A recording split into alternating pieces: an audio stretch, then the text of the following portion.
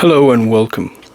First of all, a big shout out and a big thank you to all of you who watched my previous video about my questions to Mr. Pierre Poilievre and those who commented. Thank you for your participation, and this shows how much the Canadian people are concerned and they're suffering about the current conditions and where the Trudeau government has gotten them to. If you like and if you agree with what I say in my videos, please don't forget to like, subscribe, and hit that notification button. That would actually help me, and also it would help you to get notified whenever I upload new content. Today I'm going to continue this discussion, and I would like to bring up a topic that very few people are concerned, or politicians seem to be concerned about. The issue of homelessness. How many of you have actually seen this problem around you grow? At least in my neighborhood, whether it's across the border or on this side of the border, I have seen that problem no matter which major city I'm visiting. As compared to the last time when I visited, the homeless population seems to be growing. Now in Canada, I was visiting Toronto, and I visit Toronto almost every day these days. It's not the Toronto that I used to know, despite of the construction cones and condos being erected and traffic being unbearably slow.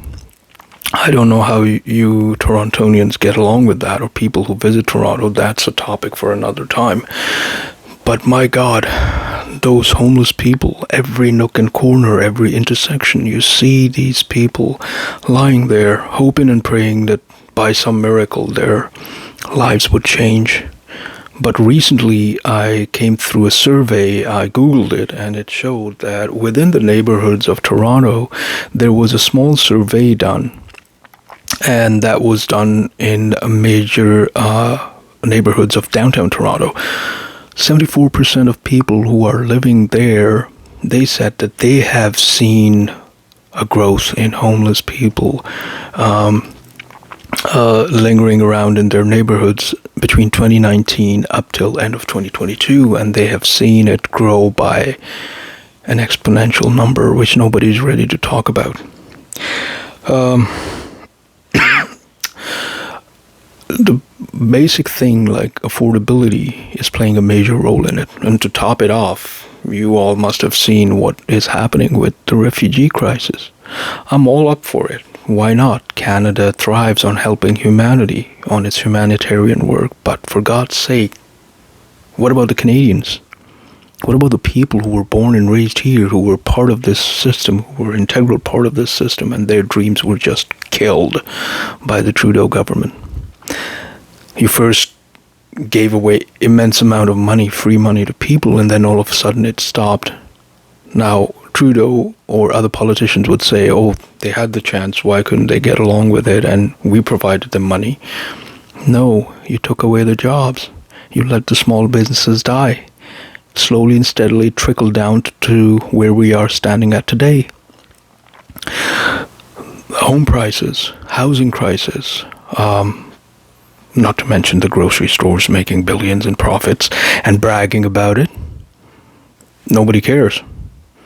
And these people who cannot afford, have you, on the second, on another note, food banks, have you heard the cries of the food banks? How this percentage has grown? Would anybody, any politician, be brave enough to talk about it?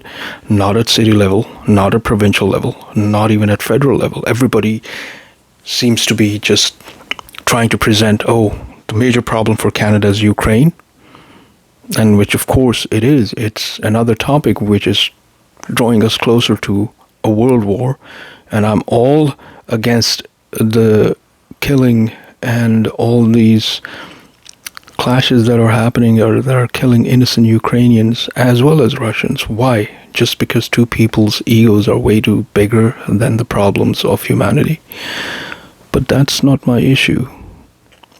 My issue is, if you are sending billions to Ukraine, What about the Canadians? That's my major question to Mr. Trudeau.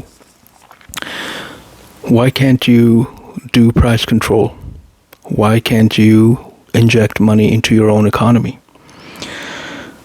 The profit margins for these grocery stores is growing exponentially. And then you can find, and you have to basically struggle, go to one edge of the city to buy one thing and go to the other end of the city to buy another, because you have to save money. Of course, then the price of gas comes in. Cars are not a luxury, it's a necessity. So I leave you with these questions, and when I return in my next video, I will be talking about two major issues as to why this refugee crisis all of a sudden has risen across the world, in Europe and North America specifically. And are we prepared for war? If it's Canada, is Canada prepared for war if it gets struck? So till then, please don't forget to like, subscribe, and hit that notification button. And thank you for your support. Take care. God bless.